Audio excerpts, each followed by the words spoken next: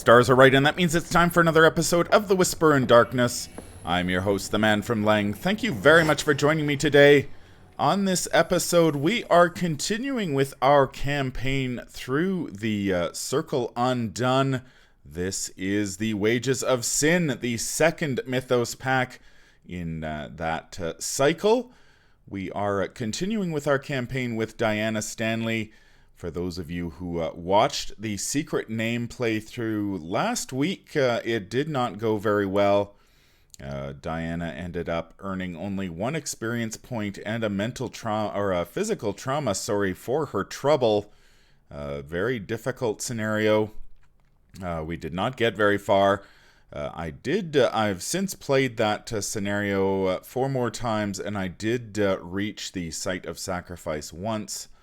However, I was still unable to do any better than an R1, so a very challenging scenario.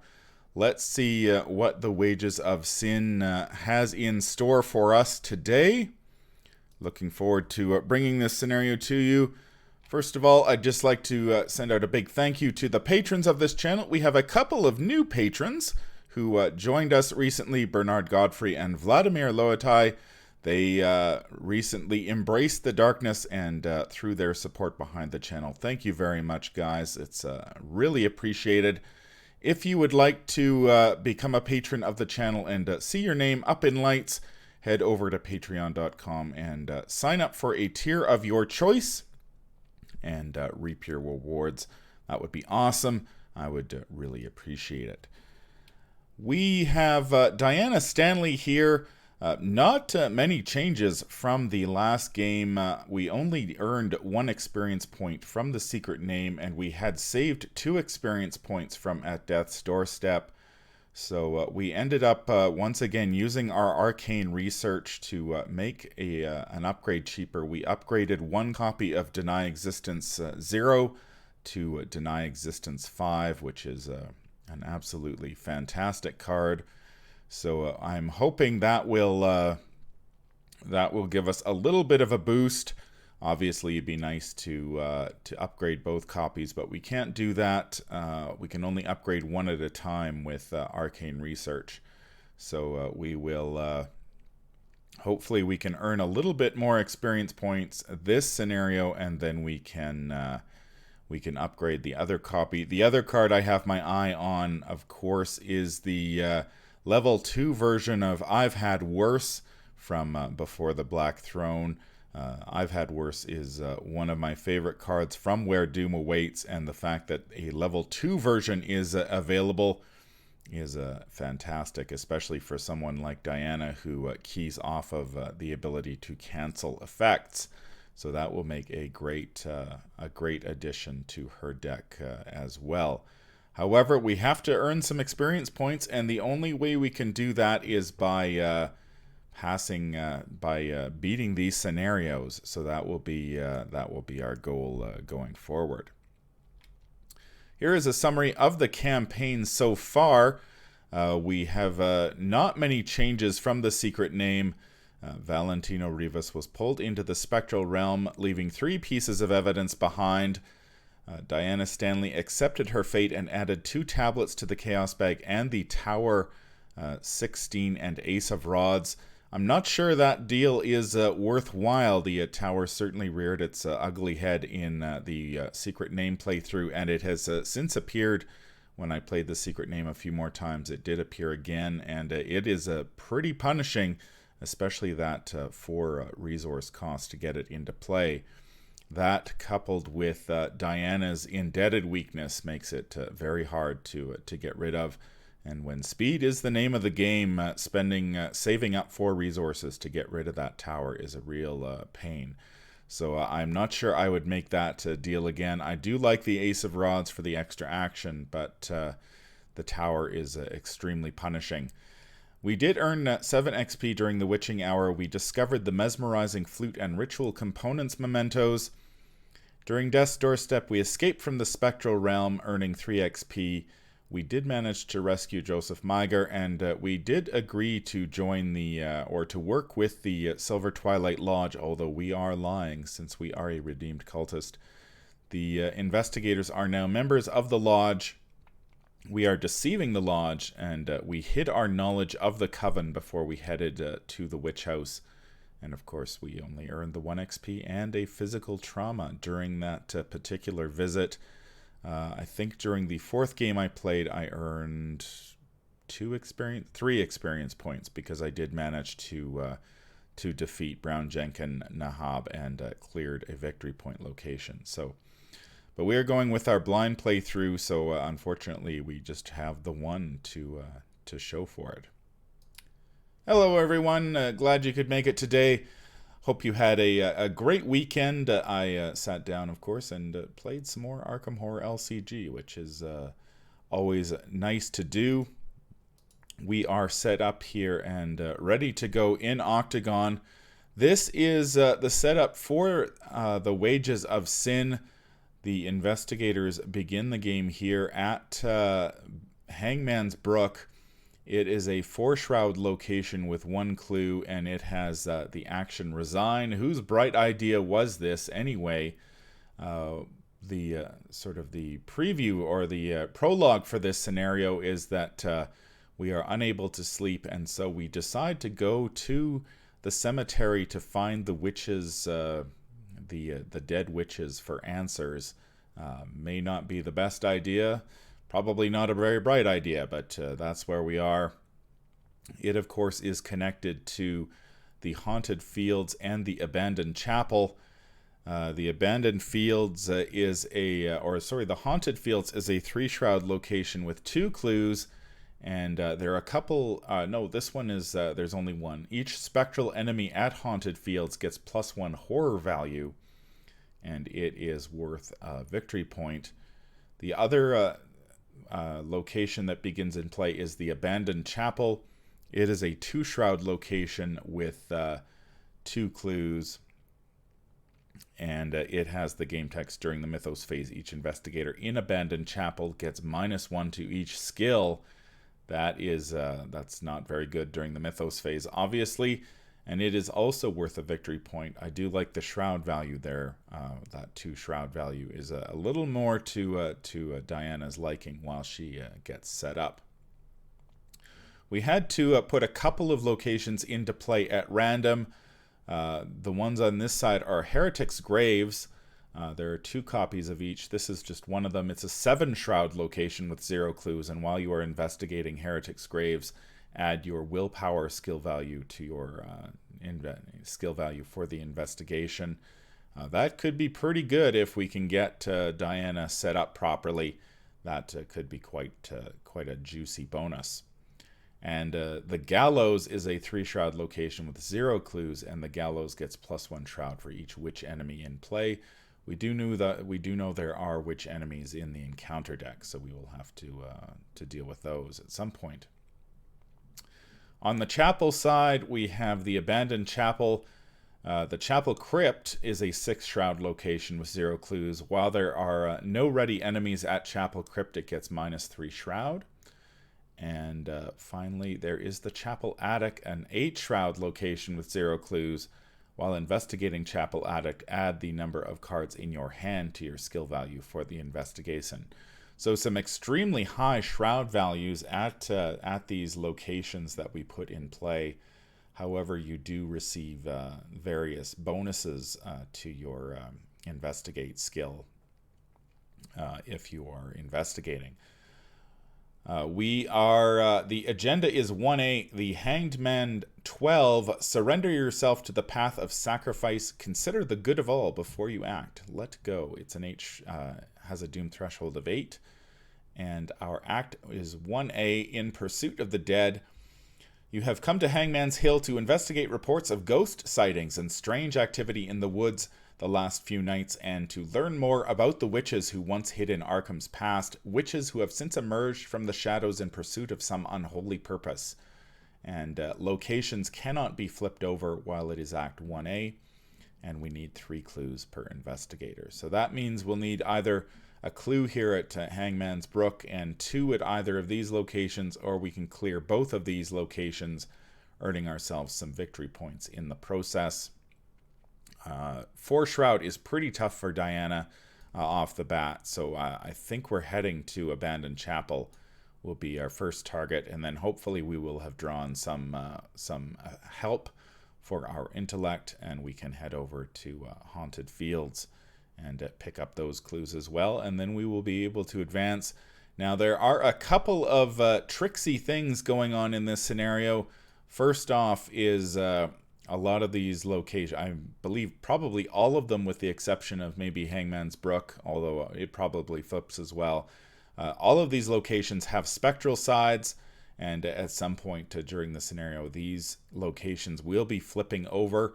A lot of the enemies in this scenario are limited to spectral locations, and at least that's what I think. I haven't played this. This is a blind playthrough, so we do not know what's exactly going to happen, but there are enemies that sort of get locked down if they are not at a spectral location. So we'll see what happens with that. The other trick, of course, is there are two encounter decks. The first has all of the regular encounter cards, most of which we've seen before. There's that Bedeviled card, which prohibits you from taking actions on your assets. That's a really bad one. Of course, there is also Racked, which gives you -1 on your skill test for the first skill test of the turn. And a bunch of other nasty stuff in there. Diabolic Voices being another one that can be potentially quite nasty. And then there is the Spectral Encounter deck, which you use when you are at when your investigator is at a spectral location, and you draw from that. And it has all sorts of nasty effects as well. There are some enemies in there. There are I can't remember what it's called, but the card that will that triggers the haunted effects on the card and then surges. I believe that one's in there. So nasty effects all round. We also have put aside 4 heretics. There are 6 that come with the encounter or the deck, so you shuffle them up and pick 4. The heretics are 4 fight, 2 health, and 3 evade. Monster, Geist, Witch, Spectral, and Elite, a whole host of traits. Heretics get +2 health per investigator, so these ones will have 4 each. And while Heretic is at a non-spectral location, it gains aloof and cannot be engaged or damaged. So if it's at a non-spectral location, there's nothing we can really do about it. As a free triggered ability, we can spend a clue to parlay with the Heretic and look at the Heretic's other side without resolving its game text. Nice thing here is that we don't have to take a skill test in order to do that. We simply spend the clue and we get to look.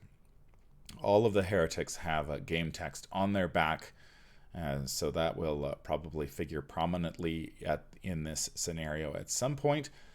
And all of them have the forced effect after Heretic is defeated, flip it over and resolve the text on its other side. And the Heretics will hit us for a damage and a horror if they attack us. We are playing the Wages of Sin on standard difficulty. The skull is a -X. X is 1 higher than the number of copies of Unfinished Business in the victory display.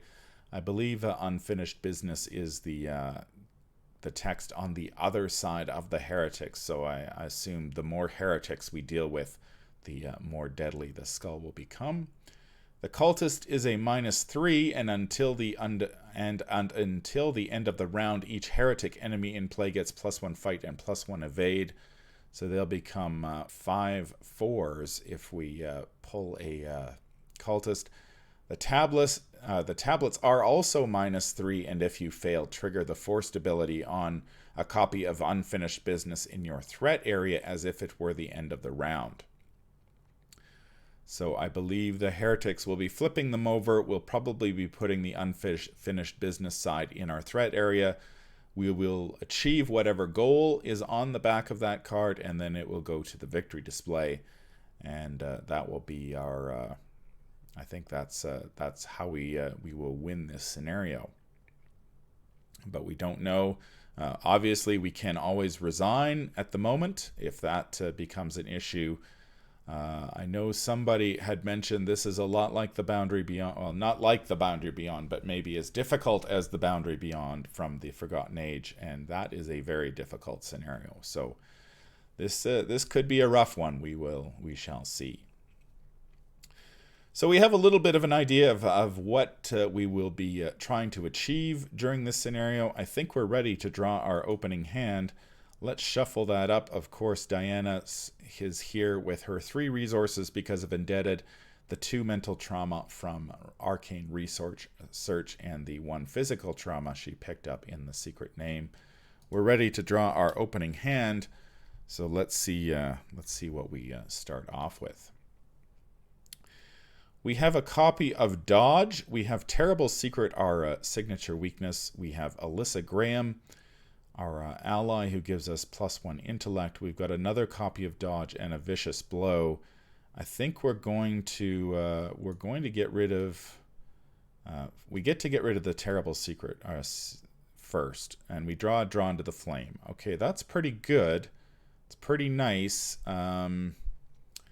That's very nice. In fact, that will grab us 2 clues at one of these locations. So maybe Haunted Fields is the better way to go. We can easily grab 2 clues there with Drawn to the Flame.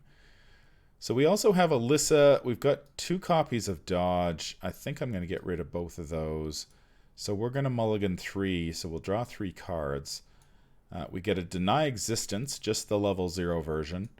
We get the Ace of Rods. Okay, that's nice to see. And we will draw a Perception. So we have 1 cancellation card in our hand. We've got actually not a bad hand. The Ace of Rods will start in play because it did end up in our opening hand. The Ace, of course, giving us a free trigger during our turn. We can remove it from the game. And we may take an additional action this turn, during which you get +2 to each of our skills. When the game begins, if it's in our hand, we put it into play. So nice to see that in our opening hand. And no resource generation to speak of. We did not see our copy of David Renfield. So we are going to be, or emergency cash, and so we are going to be a little bit skint here for the next couple turns. We do have, if we can get Alyssa down and a Perception, that will go a long way to getting us that final clue that we need. So I think we're ready to start. Let's kick this off. We are going to use our first action to move. I think the last game we went a little bit too slow, so this time we are going to try to speed things up a little bit here. We will move. I think our second action will be to play Drawn to the Flame. So we're going to draw an encounter card, which is going to be Centuries of Secrets, test 5 willpower. That is not good for us. Let's make sure we've got our right numbers here. So test 5 willpower. For each point you fail by, we discard the top card of the encounter deck. And if a Cursed Treachery is discarded by this effect, deal 1 direct damage to your investigator and each of your ally assets. So we will test. We get a skull. That's a -0 at the moment. And so we will go 4 cards. We are discarding. So we're looking for curses. There's a Bedeviled. There's a Witch. There is another Witch. And there is another Centuries of Secrets. So we did discard a curse. So we will take 1 direct damage. Fortunately, we did not have Alyssa in play, because that would kill her outright. Really nasty card.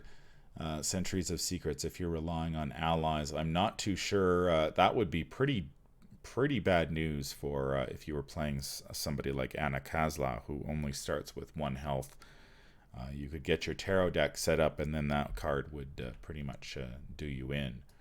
So didn't hurt us too badly, though, and we do grab these 2 clues thanks to Drawn to the Flame.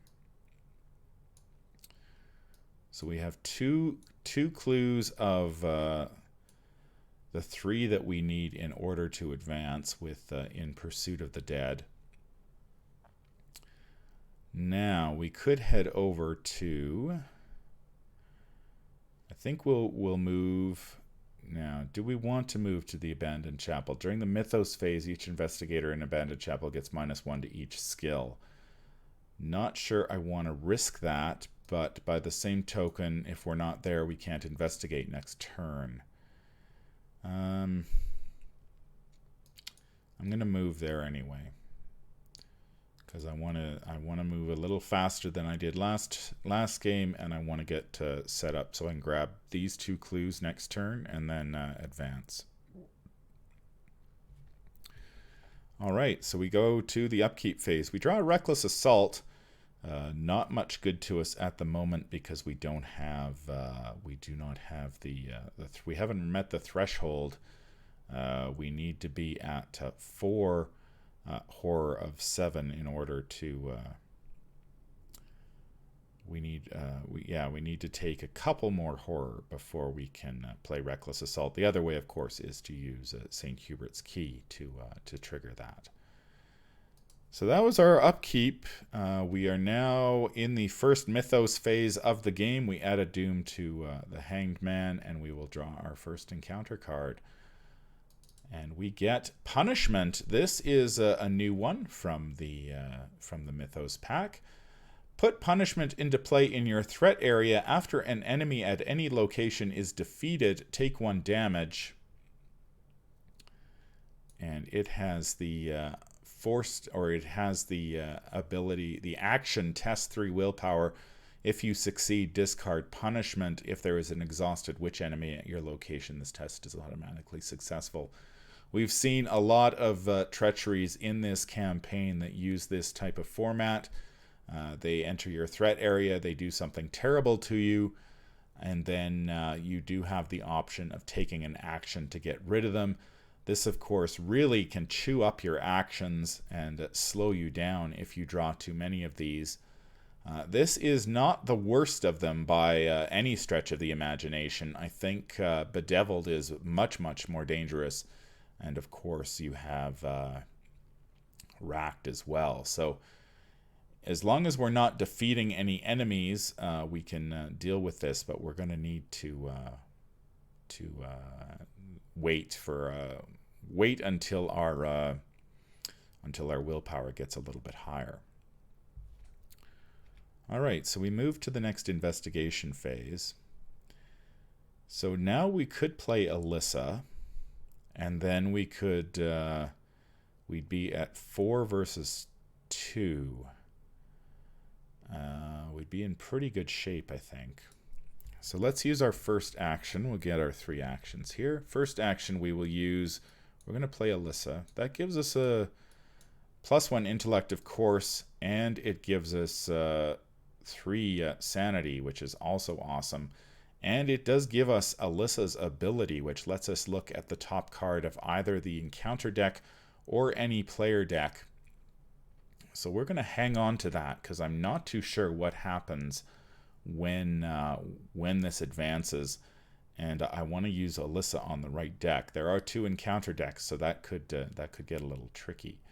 But we do get an intellect out of the deal, so we might as well just. There are no haunted effects in on these locations, fortunately, so we can investigate with impunity at the moment. So we will investigate. We'll go 4 versus 2. Not too sure if that is enough, though. There is, by my count, 4 -3s floating around in the bag at the moment. So the bag has taken a pretty, it's shifted definitely up. So the question is, do we perceive? I think we do perceive because we're going to get a card out of the deal. So we'll go 6 versus 2. Chaos Bag gives us an auto fail. Well, we can't do anything about that. So, of course, we just fail it straight up. Nothing we could have done about that. We do end up wasting the perception, which is really too bad. we lose the card and we don't get to draw a card. So I guess our second action, we will do it again. Investigate, we get a skull. That's a 0. So we will draw, we will gain this clue. Now, the question is, do we advance? We could advance the act deck.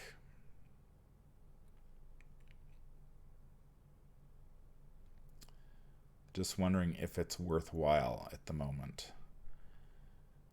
You know, I think I'm going to wait a turn. I'm going to wait one more turn before we advance this act deck.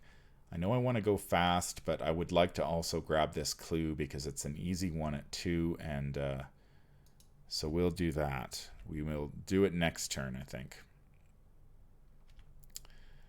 We go to the upkeep phase. We draw a copy of Ward of Protection. That is very helpful because we can obviously cancel one of those nasty cards. We're going to save that probably for a Bedeviled or a Racked if we can. And that will be our upkeep. Mythos phase. The second Mythos phase, our encounter card is going to be Speak of the Devil. There is a Racked. That is, I think that is a cancel. So we will take a horror. So this will go underneath us. We'll send that to the back. So we spend a resource, but we gain a resource. We take a horror. We'll put that on Alyssa. We get to draw a card. There is Terrible Secrets, our signature weakness. So we will, if there are no cards beneath Diana Stanley, it shuffles back into our deck. Otherwise, for each card beneath Diana, you must either discard that card or take one horror. I think I'm going to take a horror for that. But that is now out of our deck. Let's take... I think we'll take it. So we are... 1 away from turning on our Reckless Assault, and our willpower is now 2. I could have denied existence that, but I can only stack a card underneath me once per phase, and so I wouldn't be able to do that. So that is the Mythos phase. Let us go to the investigation phase, and we will, let's grab this clue before we do anything else. 4 versus 2, Chaos Bag gives us a -4. That's a failure. We investigate again and get a +1, so we do grab that clue. We now have 4 clues. We have 1 action remaining, and I'm not too sure what we want to do with it. We could use a weapon. We really could use some sort of weapon. I think I'm going to draw a card because I want to advance during the enemy phase, I believe. So we will draw a card. There's a Vicious Blow, not overly useful. Somewhat, I guess it's useful because we've got 3 fight, but we have no weapon and our Reckless Assault isn't available to us at the moment. So that's a bit of a pain. So let's go to the enemy phase. Let's spend the clues to advance during one of the player windows in that phase. So we are advancing. All right, Act 1B is The Barrier Between. Soft chanting guides you to a gloomy clearing near the abandoned chapel. A circle of witchweed surrounds the clearing, swaying gently in the breeze. At the center of the clearing, a cloaked woman kneels in front of an unmarked grave, far from the remainder of the graveyard. You watch in quiet for a few minutes while the woman sings an old, somber melody. It reminds you somewhat of a child's lullaby, soothing but with a dark gravity that betrays its purpose. As soon as the song ends, the woman's cloak dissolves into mist and she vanishes in a swirl of shadows. So we spawn one set-aside heretic enemy at each of the following locations. The Gallows, the Heretics' Graves, the Chapel Attic, and the Chapel Crypt. Okay, so we get these 4 things. We get the Heretics are out now. Okay. Let's move this over a bit. Okay. So then we add 2 clues per investigator to each of those locations, add 1 clue to each other location. So we add 2 clues here, 1 clue here, 2 clues here, 2 clues here, 1 clue here, 2 clues here, and to each other location. So we get another clue at the Hangman's Brook. Check the campaign log. If you have 3 or more mementos listed under mementos discovered, you understand the tragic lyrics behind the witch's song. Each investigator puts into play 1 set-aside spectral web asset under his or her control. We only have 2 mementos, so we do not get to do that. That could be nasty. All right, we are on Act 2A now. In pursuit of the living, with the mist comes the revenants of the past, witches who were executed hundreds of years ago and whose hateful spirits have returned to wreak vengeance upon the living. If you can banish them, you might learn more of the Coven's secrets. So as a free triggered ability, flip your location over. Group limit once per round at each location. And clues cannot be discovered at non-spectral locations. Okay. Banish as many heretics as you can. If there are 4 copies of unfinished business in the victory display, advance. So we know what our goal is now. We need to banish all 4 of these. And we cannot discover clues at non-spectral locations, and we can use a free triggered ability to flip our location over. Very well. That was during the enemy phase. So do we want to flip over something? It's a good question. If we flip it over, we're going to draw from the Spectral deck. Drawing from the Spectral deck is probably just as bad as drawing from the other deck, but we can't discover clues here. So let's what are these I'm going to put 4. I'm going to put health on them here just to remind myself that they have 4 health each. Whoops. So each time we banish an enemy now, if we defeat one of these, we are going to take a damage. So we're going to need to get rid of this this nasty thing. They are witches, so we can evade them and then automatically succeed at this test.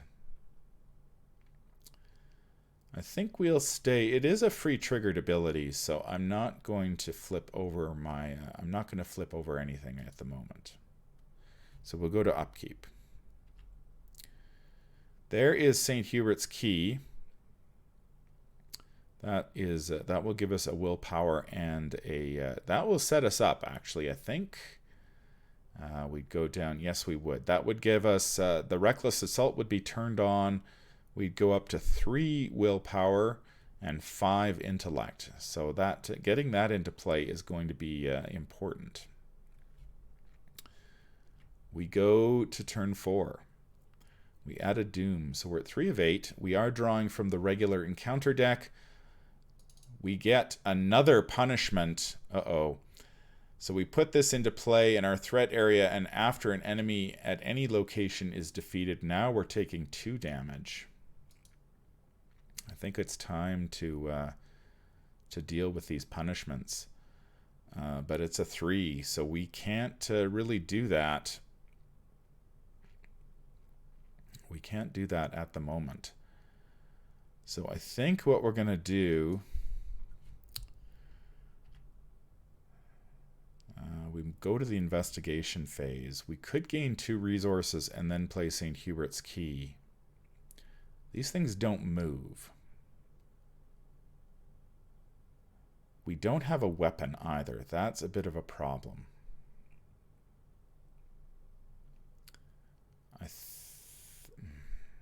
What weapons do we have? We've got a machete, which will give us, which costs 3. We've got the enchanted blade, level 3, which costs 3, I believe. And we've got our shriveling, but we don't have any.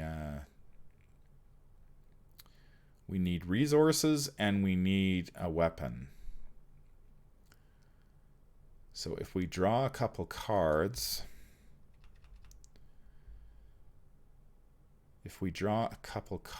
that might be our best bet. Draw a card. There's another Reckless Assault. That's not overly helpful. Let's draw one more. There's an Enchanted Blade. Okay, so we have a weapon. That will definitely help us. So if we can get an Enchanted Blade down and St. Hubert's... actually, we don't need the key. We have... Yeah, we do need the key. Man, just so expensive without David Renfield or... So let's gain a resource as our final action so we can set up our next turn. Nothing happens during the enemy phase, and then we draw... There's David Renfield. I'd love to put him down, but to gain some resources, but we've got Alyssa out. Let's use Alyssa's ability. We should have used it before, but I'm going to use it now just to check the top card of this encounter deck. It is going to be another Racked. That is going to be a cancel, I think. That's going to be a Dark Insight for sure. So we will go to the Mythos phase. 4 of 8. We do draw a Racked, so we're going to spend 2 resources and then gain a resource to play our Dark Insight. Send that to back. We are going to get to shuffle this back into the deck.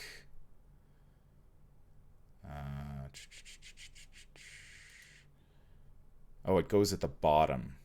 Okay, sorry, we need to go find that.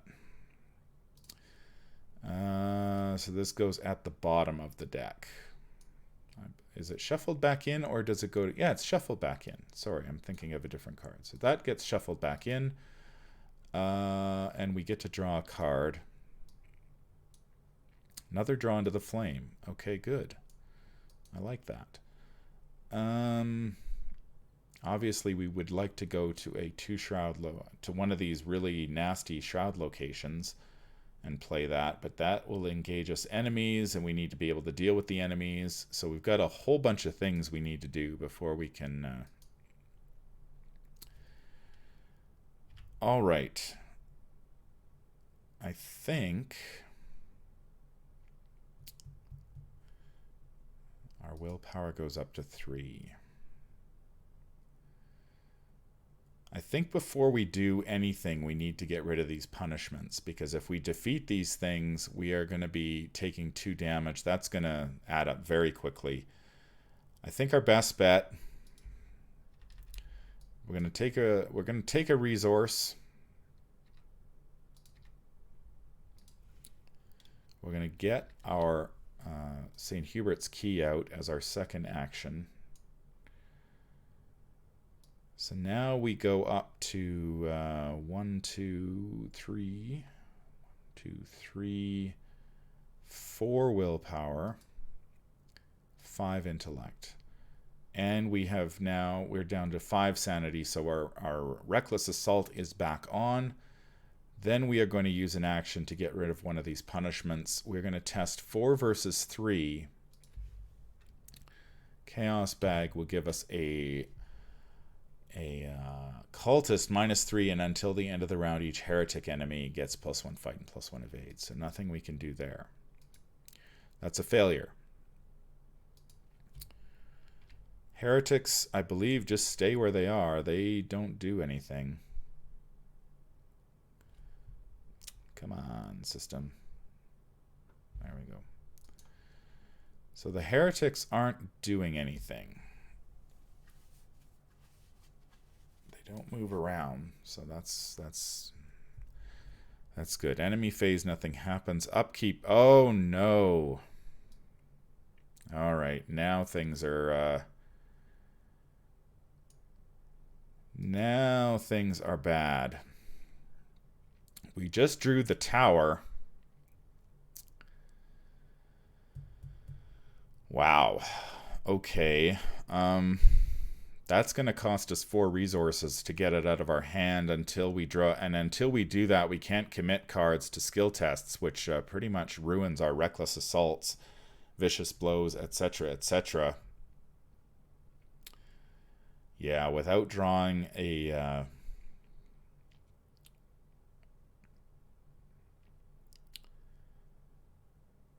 yeah, that's bad.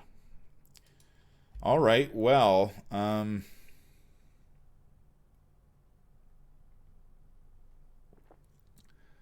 we need too many resources, and we have too little. We need a lot of resources still. We're back up to 7 resources to get rid of the tower. I feel like we are spinning our wheels here because we haven't seen... we do see David Renfield. We could...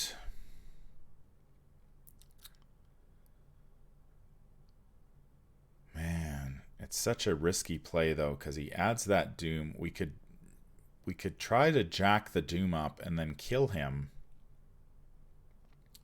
to gain the... I think we're going to have to do this. We're going to have to be very... we're going to have to play David Renfield, and then we're going to have to use him every turn to try to get enough resources to get ourselves going, because right now gaining 1 resource a turn is not cutting it. So we're going to use Alyssa. We had to use her during the player window, I believe, before we ready.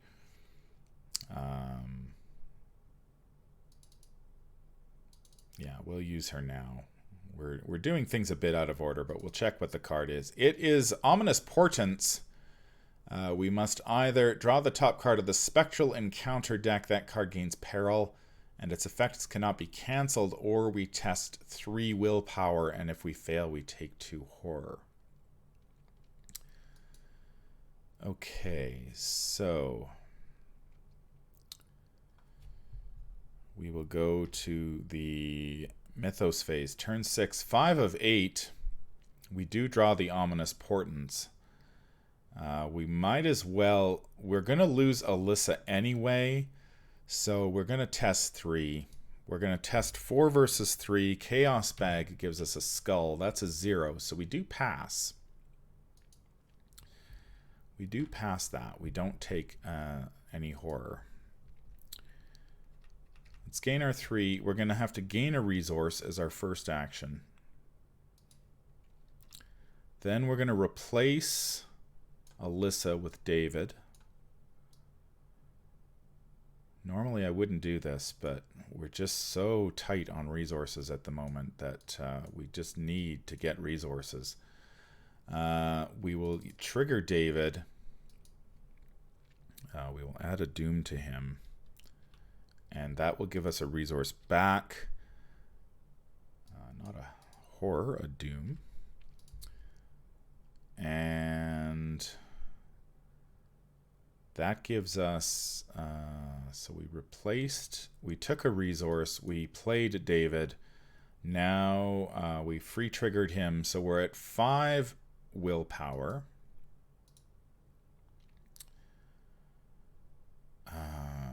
So let's try to get rid of another one of these punishments as our final action. 5 versus 3. Chaos Bag gives us a skull again, so we do get rid of one of them.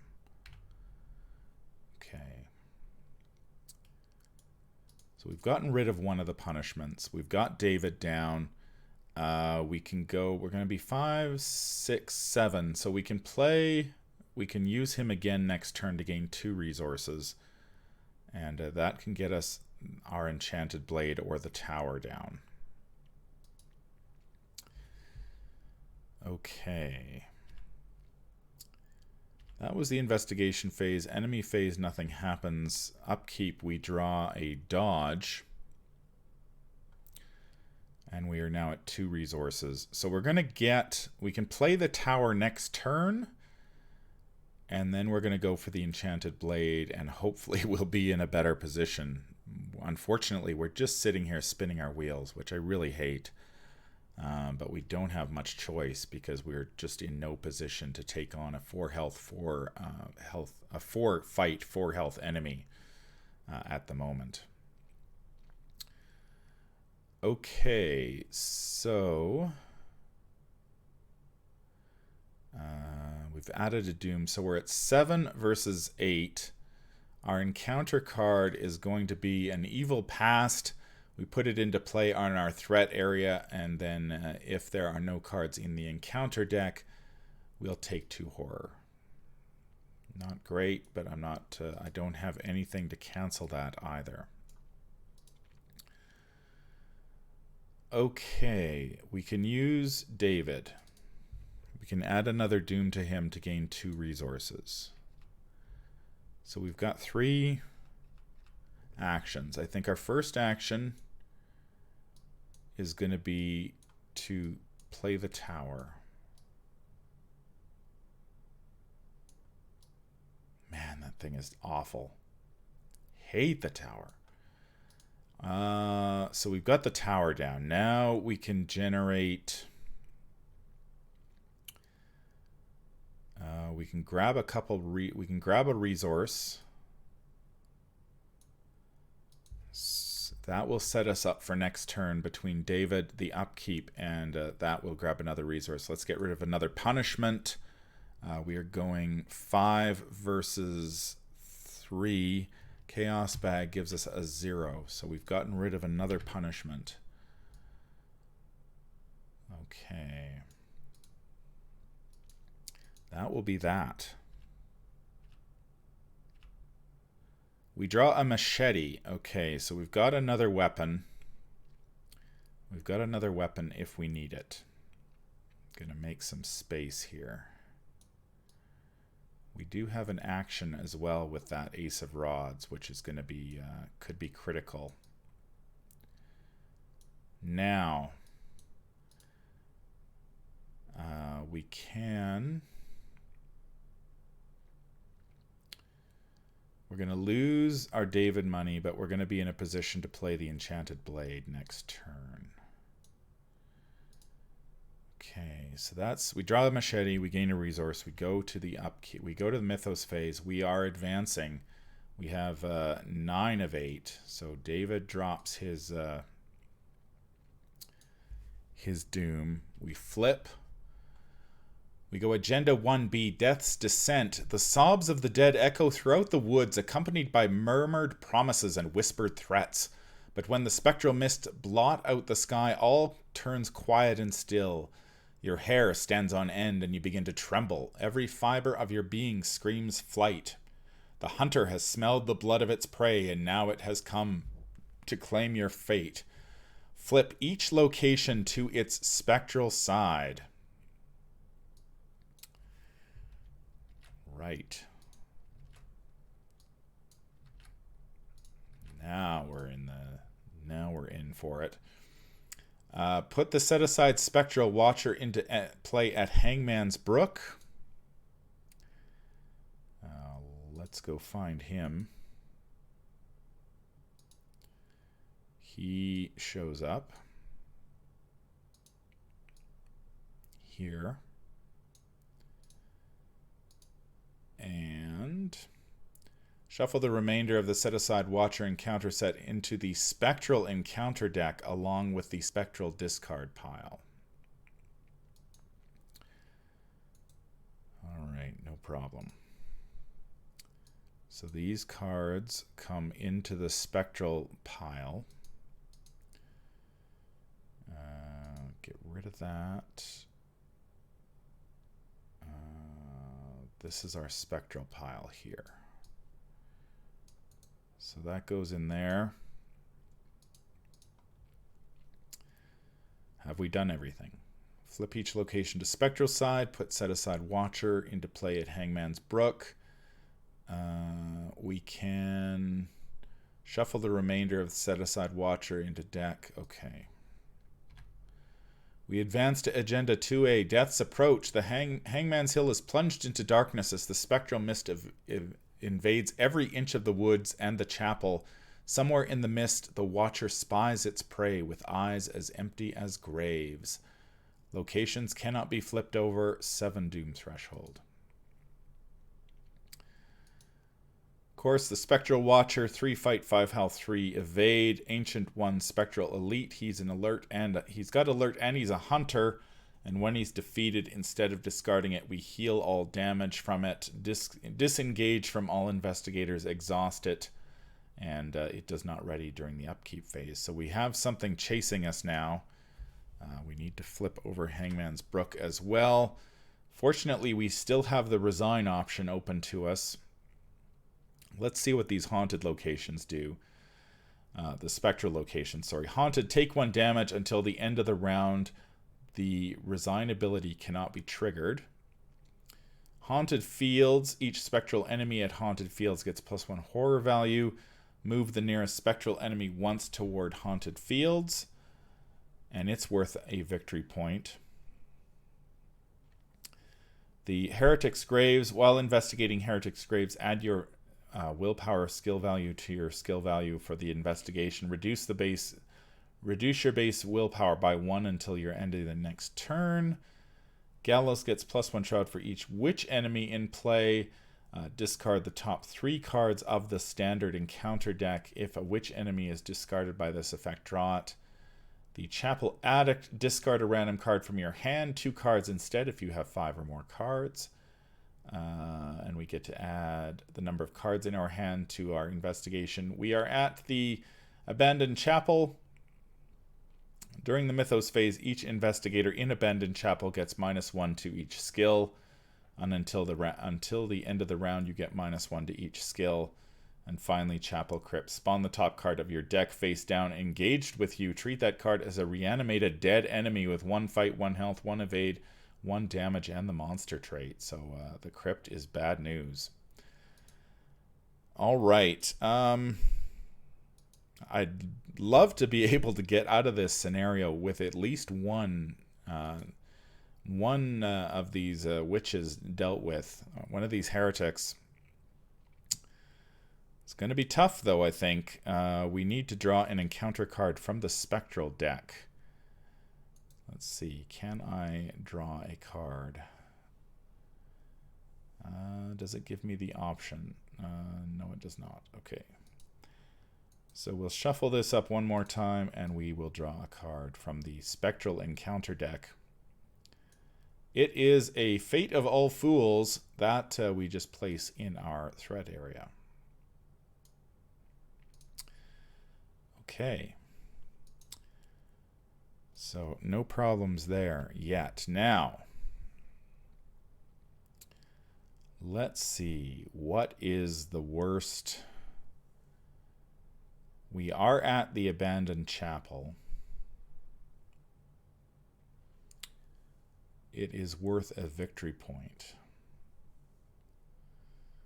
However, we are going to be chased by the Spectral Watcher.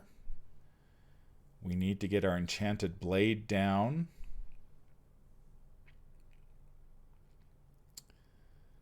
I think we could defeat a Heretic this turn, can we? Yes, we could. If we... Oh, no, we can't. Ah, yes, we can. I think we can. So if we play our enchant, we use... let's see. First, we're going to use David to get a resource. Okay. Now we are going to play... We've got our 3 resources. Let's play the Enchanted Blade. Or do we go with the Machete? Enchanted Blade gives us a possibility of taking out a Heretic in one shot. The Machete does not. I think we need to go Enchanted Blade this turn. It has 4 charges. Okay, so we've got our Enchanted Blade out. Now we can move to...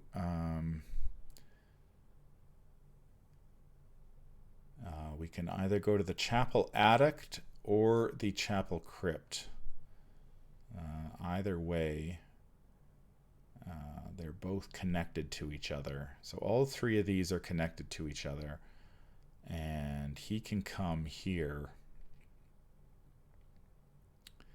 So he's going to chase us. We're going to get caught. Not much we can do about that. Let's move... what's the worst haunt? Discard a random card or spawn top card. Yeah, this one seems... Chapel Attic seems less bad than the other. So we will move there. We engage the Heretic. It gets +2 health. Yeah, I guess we could have moved because they are aloof and cannot be damaged. So we could have moved earlier and hung out at one of these locations. Now we can attack it. Now, we can spend 2 Enchanted Blade charges. So we are at 3, 4, 5... 6, 7 versus 4. We can go Vicious Blow to go 8 versus 4. 3, 4, 5, 6, 7, 8 versus 4. That should be enough, and we're going to deal 1, 2, 3, 4 damage. 8 versus 4 Chaos Bag gives us a -2. So we do defeat this enemy. We deal 4 damage to it. Now we get to trigger, after Heretic is defeated, flip it over and resolve the text on the other side. We don't have any of those punishments to worry about. So we get to flip this over. All right. Unfinished business. Can't be dead. Keziah promised. We cannot die. The spiteful wraith does not relent. Your words cannot reach it, but perhaps you can lay it to rest by force. Flip this card back to its enemy side. It makes an immediate attack. The next time it is defeated, it is banished. Resolve the text below. If you look at this side by resolving this Heretic's Parlay ability, flip the card back to its enemy side. It makes an immediate attack. Once we banish the ghost, we get to do... So this is... So yeah, so we flip this thing over. And it makes an immediate attack against us. This could be bad news. Flip this card back to its enemy side. It makes an immediate attack. So we take a damage and a horror. We can put the damage on him, on David, and we will take the horror. Man, this is nasty. And I can't kill it again this turn because I can't deal 4 damage. And we don't have the dodge open to us. And we're going to take another attack.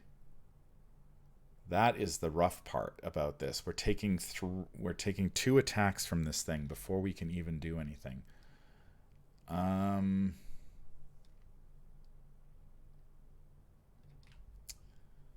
Okay, so we will, I guess, take... we could deny the horror. We may need to do that. Wait a sec. Okay, he dealt us a damage and a horror. I could deny the horror. That'll give us a resource to deal with the next attack. Yes, that's what we have to do. Okay, so we deny the horror. So we're still at 3.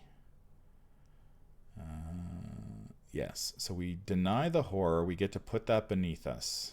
We have no weaknesses in our deck, so that will get us a resource and a card. Another vicious blow. Okay, that is interesting.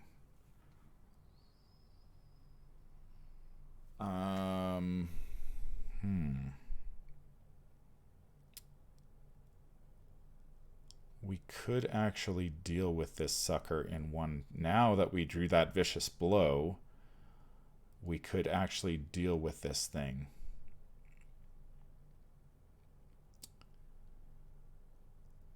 Okay,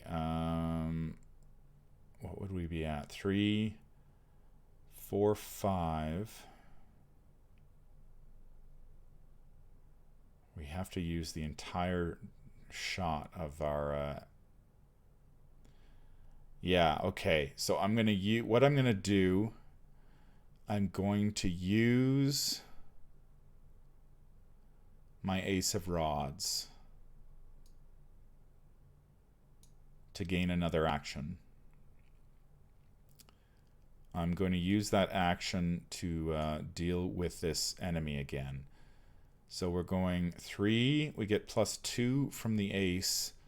3, 4, 5, 6, 3, 4, 5, 6, 7, 8, 9, 10. 10 versus 4, and we're going to do 4 damage. Chaos Bag gives us a -4, so we do defeat it again. So we get to flip it over. We have banished this one. Add this card to the victory display. So we managed to banish one of these nasty things. Okay. What do we have left? Now we have a dodge available to us for the Spectral Watcher. Do we get anything for clues, though?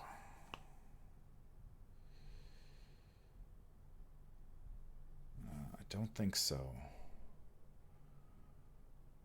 I don't know. These spectral locations aren't worth victory points. I want victory points. We've got 1. So maybe if we can get another one of these. The problem is we've used our heretic. We used the enchanted blade to take out 1 heretic. We'd need another enchanted blade to be able to do that, or we need our machete out. All right. So that was our investigation phase. Enemy phase, the Spectral Watcher moves. We go to upkeep. We draw a Torrent of Power. Unfortunately, that is not going to help us at this time. And I think that's all we have to do. We have another resource, though. Maybe we just fight the Watcher.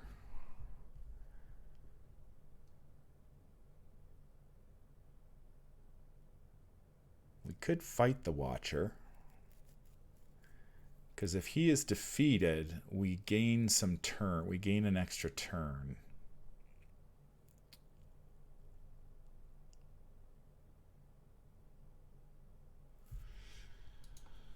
All right.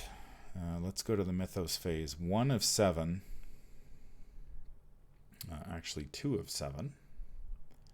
Thanks to David. And we are drawing from the Spectral deck,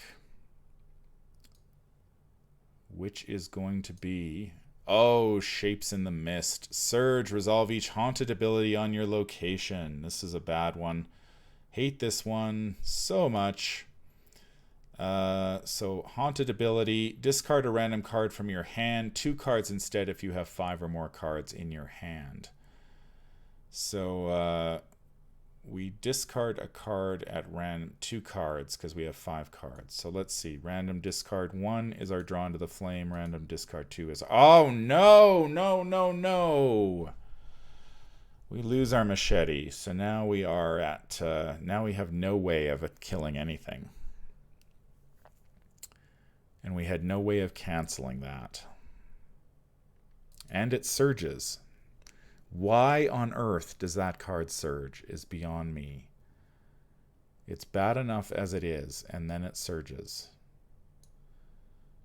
Alright, so we get another card, which is going to be Terror in the Night, test 4 willpower. We are at 5. 1, 2, 3, 4, 5. So 5 versus 4. This one isn't so bad.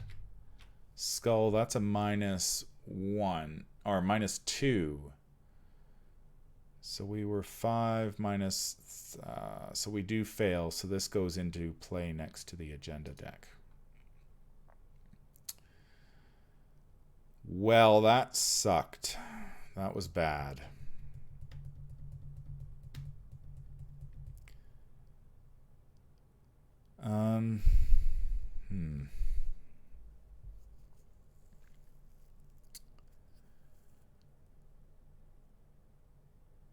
5 health, eh? We can still use the Enchanted Blade, so we would be at 5 versus 3. But we're not getting bonus damage.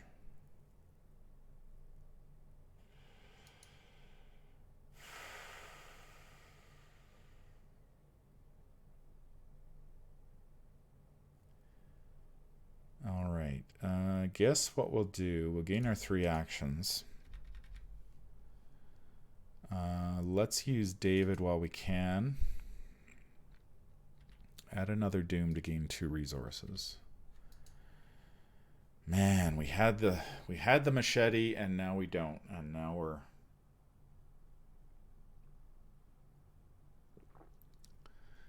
So I think what we'll do,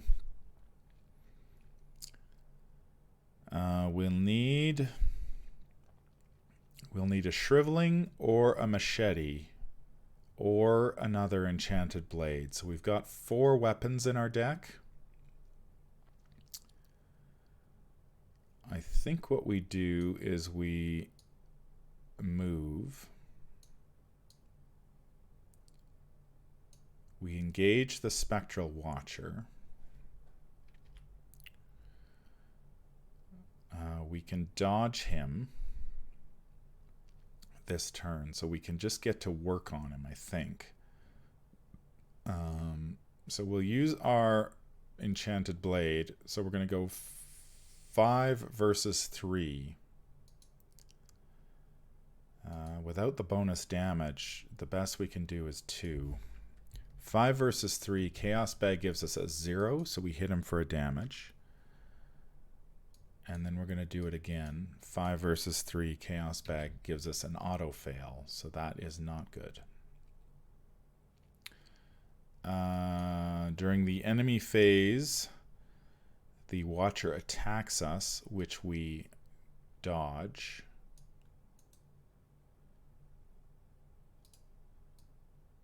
So that costs us a resource, but we get a resource back and we draw a card.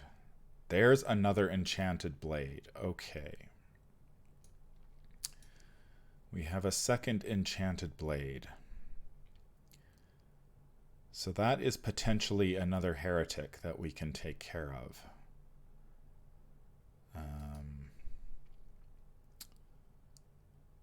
So that was the enemy phase. And he is... No. So he has attacked us, so he is exhausted. We go to upkeep. We draw an emergency cash. Would have loved to have seen that a little bit earlier this game. So I think what we do now I think now is the time we sacrifice. We trigger David again. We sacrifice him to the Spectral Watcher.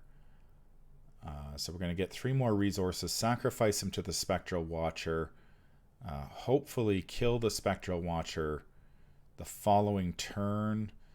Then we can get our Enchanted Blade down and go from there. So we have a plan. Not a great plan, mind you. 4 of 7. He is alert. So if we fail an evade, he would also attack us. But we don't have any evading really to do. Let's go to and draw ourselves a card. Spectral deck, we get a Wraith. Another enemy. Alright, that's also bad. Wraith, 2 fight, 2 health, 2 evade. Hunter forced when it is defeated by damage except from a spell or relic. Instead of discarding it, attach it to a location. I think what we're going to do is we'll kill the Wraith. We will get to work on the Spectral Watcher. The Watcher will kill David. Then we'll have to kill the Watcher next turn, and who knows? Maybe we'll have time to deal with another Heretic, maybe not. So we will move on to the investigation phase. We get our 3 actions. Diana will attack the Wraith. First, let's use our David money. So we will add another Doom and gain 3 resources. So we've got the resources now. Finally. We will use 1 action to attack the Wraith with our Enchanted Blade. So we are going 3, 4, 5 versus 2. Chaos Bag gives us a -2, so he takes a damage. We will do that one more time. 3, 4, 5 versus 2. Chaos Bag gives us another -2. So the Wraith is dead. It will get discarded. And we have 1 more action left. We can attack the...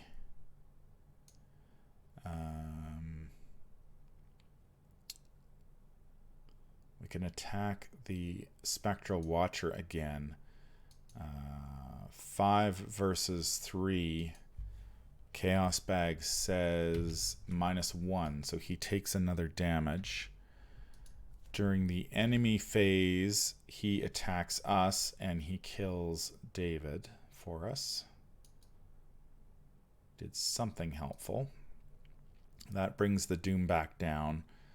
And then we go to the next upkeep phase. We draw a copy of Shriveling. Okay, so we've got lots of resources.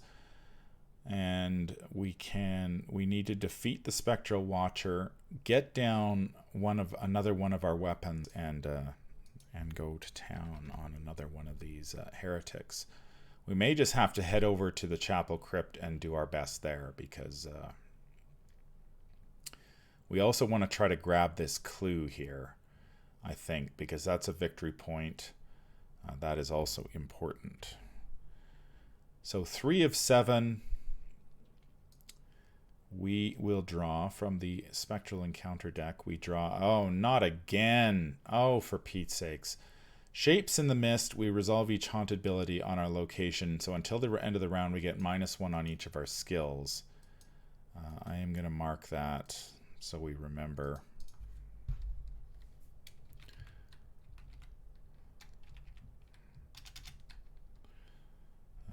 So we're getting -1 on each of our skills this turn. And of course that surges.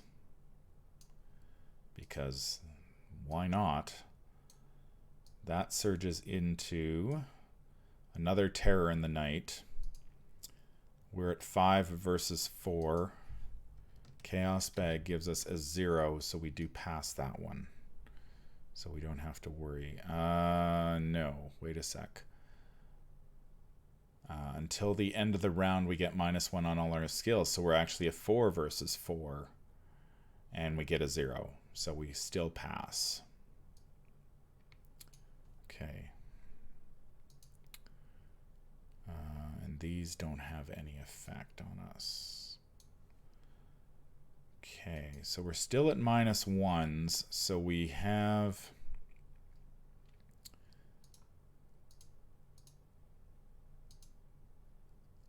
Let's do that. So we're a 4-4-2-2 now because of this stupid abandoned chapel trigger. Oh no, we failed that because we were -1 during the Mythos phase 2. Okay, so we're -2. So that is actually in play, but it doesn't trigger yet. Okay, I think we're fine now. So we've dealt with that abandoned chapel. We're -1 on our skills. We need to kill the Spectral Watcher. We have a couple things we can do. Problem is we don't kill him permanently. We just kill him for... We have nothing to really evade him with. First action... We are a 2, 3, 4 versus 3. I'm going to commit the Torrent of Power. So we're going to go 2, 3, 4, 5 versus 3. Chaos Bag says -1. Okay. So he takes another damage. Now we're going to commit the Reckless Assault.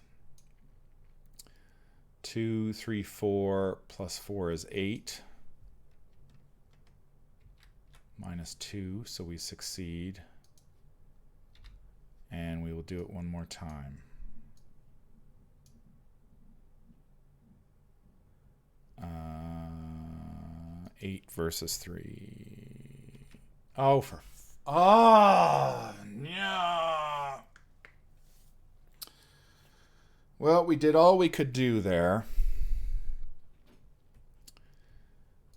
We did all that we could do, and we drew another auto fail. So that, you know, when you're 8 versus 3, you expect to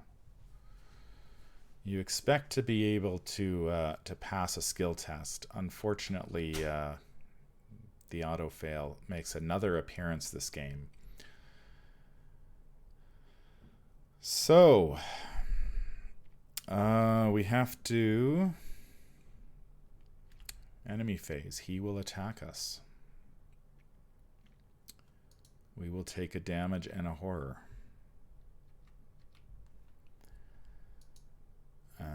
During the upkeep, we draw St. Hubert's Key, and we get a resource. So we've got lots of resources now, but unfortunately, we managed to trump the Chaos Bag, but then the Chaos Bag decided to throw the auto fail at us, and now we are.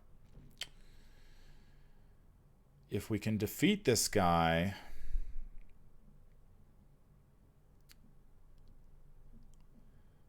we might be able to grab another one of those, but another heretic, but it's going to be tough because I'm not too sure what's going to happen once we flip the heretic over. We add a doom, 4 of 7. Is this all? That is all for the encounter. That is all for the agenda. So is resigning worthwhile? We've got two turns until we have to worry about that. All right, we have to draw from the agenda. The Spectral Encounter deck. We draw ourselves another Fate of All Fools. So an investigator with another copy of Fate of All Fools in his threat area takes 2 damage, or we place a Doom on Fate of All Fools.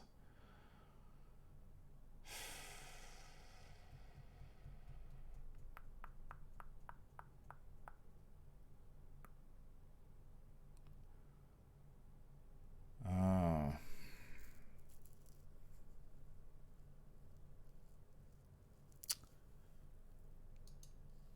Well, that's going to speed up the game, isn't it? We are back up, though. So 1, 2, 3, 4, 5, 6.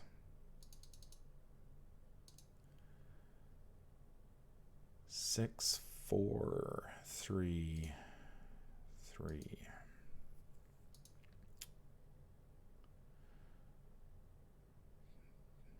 Two direct damage or a Doom. I think we take the direct damage.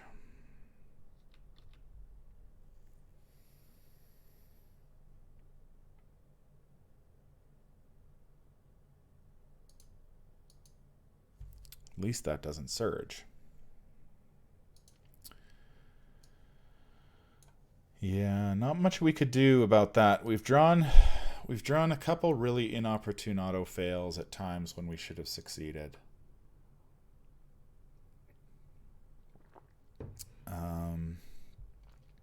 We really should grab this clue here, if at all possible. That'll give us 2 victory points at least.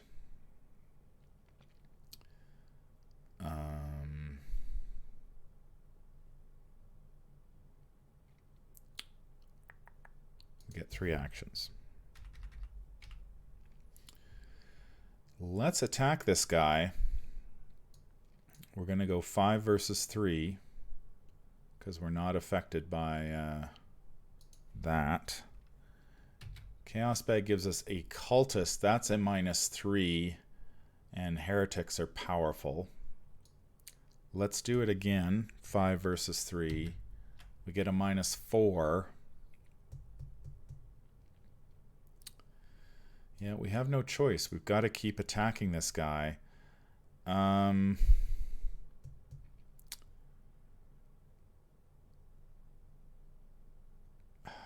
Shit. Do we play the Shriveling?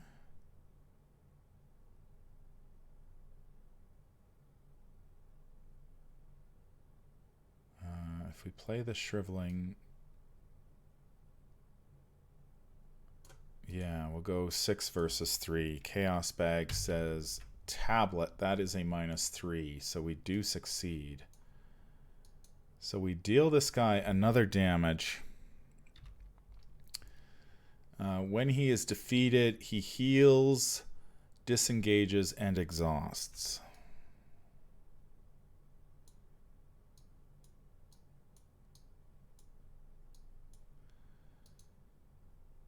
Okay, and he doesn't ready during the next upkeep phase. Okay.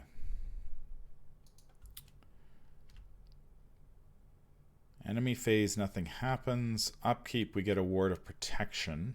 Okay. We can cancel something. Nice.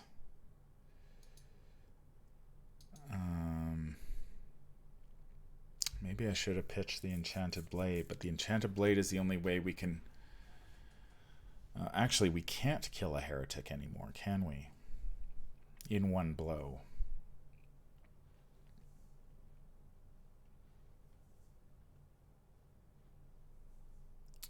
We cannot kill a Heretic enemy in one blow anymore.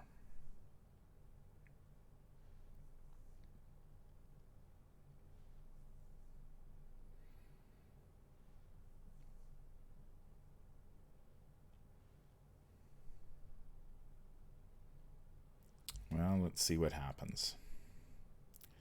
Upkeep, we drew Ward of Protection. We advance. So 4 of 7. Spectral Encounter is a Malevolent Spirit. That is not what we needed. It spawns at the Chapel Attic or Chapel Crypt. 2 fight, 2 health, 4 evade. Monster Geist Spectral. While Malevolent Spirit is at a spectral location, it gains Hunter and gets +1 damage and +1 horror. So it's going to hit us for a ton. When Malevolent Spirit is defeated by damage, instead of discarding it, heal all damage from it, exhaust it, and move it to any spectral location if able. So he is a mean SOB. I think what we need to do at this point, I think we need to go for victory points. We've got too many enemies to deal with. This guy's going to hit us for 1 damage and 2 horror. This guy's coming back next turn.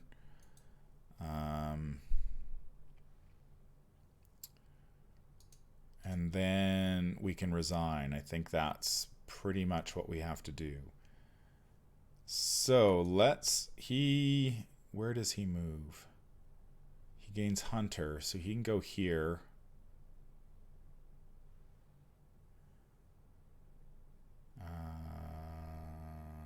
Where does this attach to? Hangman's Brook and Haunted Fields. Okay. We gain our 3 actions. I think at this point we've given up on attempting to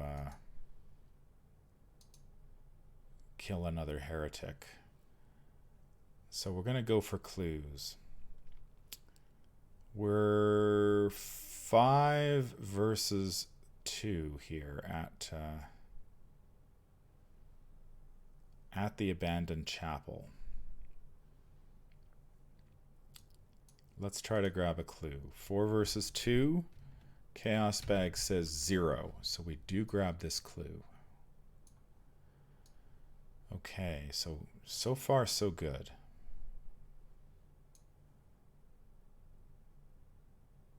Okay, second action we move.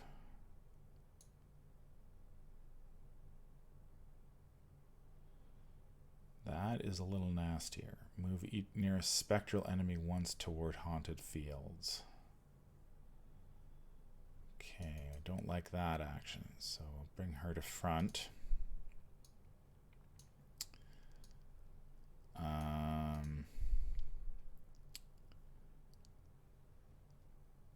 Do we get each spectral enemy gets +1 horror? Okay, so we don't have anything we can add.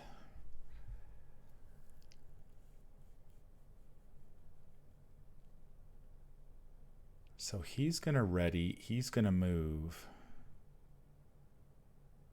So if we draw a card, we can draw a couple cards, we can still grab this clue and try to get out with 3 VPs. So let's draw a card. There's an augury, Dark Prophecy. That doesn't do us any good. Because all the special tokens are awful for us. They're all like -3s and -2s at this point. And going 1 up just guarantees we're going to get the Spectral Watcher to come after us. So we go to the... Oh, shoot.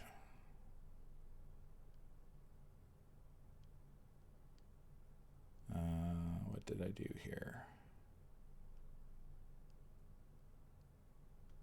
Okay, I got a little ahead of myself. So there should be 5 on there. That was our investigate. Enemy phase. This guy moves here. We go to upkeep. There's a flashlight. That's not going to help. Well, it's going to help us a little bit. So those 2 guys are hanging out there.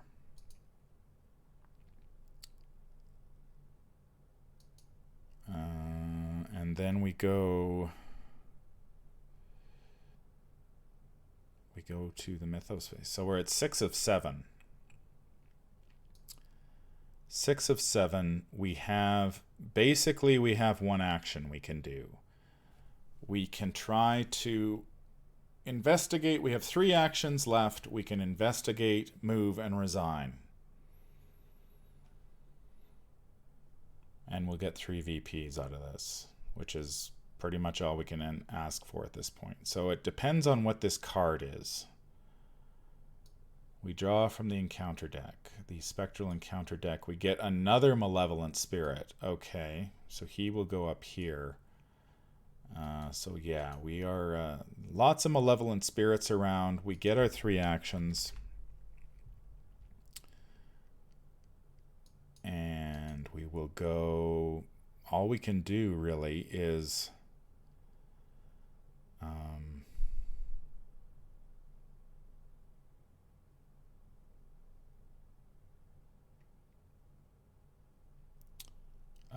we can investigate. We can commit these 2.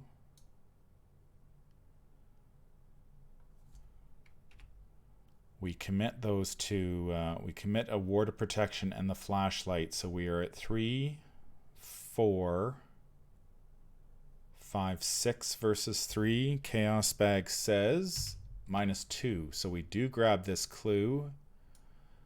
We move back to Hangman's Brook, and we resign. Well, we did get some VPs. We got 3 because we did put one of the unfinished business into the where are we going here? We did get one unfinished business into the victory display. So we end up with 3 VPs base. Scenario reminds me a lot of Undimensioned and Unseen. Very similar the way that these, somewhat similar anyway, that the way these heretics come out. You've got these, you're trying to kill all 4 if you can. That becomes quite a bit difficult once you flip to Agenda 2A, because then you have, you're drawing entirely from the Spectral deck, and the Spectral deck has these nasty guys in it, and these nasty guys are, they're beefy, and they stick around. And this is not, when this scenario was previewed, I was thinking the map would be a lot larger than it was. It is not a very big map at all, in fact. So having to evade these Malevolent Spirits for any length of time is going to be very difficult.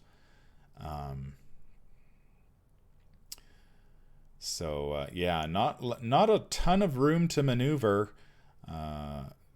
but we did manage to defeat 1 heretic. So good stuff there, I guess. And we end up with 3 VPs. So the map isn't quite as big as I thought it was going to be. I'm really feeling Diana's, the resource crunch in Diana right now. We were stuck there on Agenda 1A. We had too many cards we needed to play and too few resources to play them. Obviously, drawing the tower at that time is extremely nasty. We would have probably saved ourselves a couple of actions at least, or possibly even a full turn if we hadn't had to deal with the tower.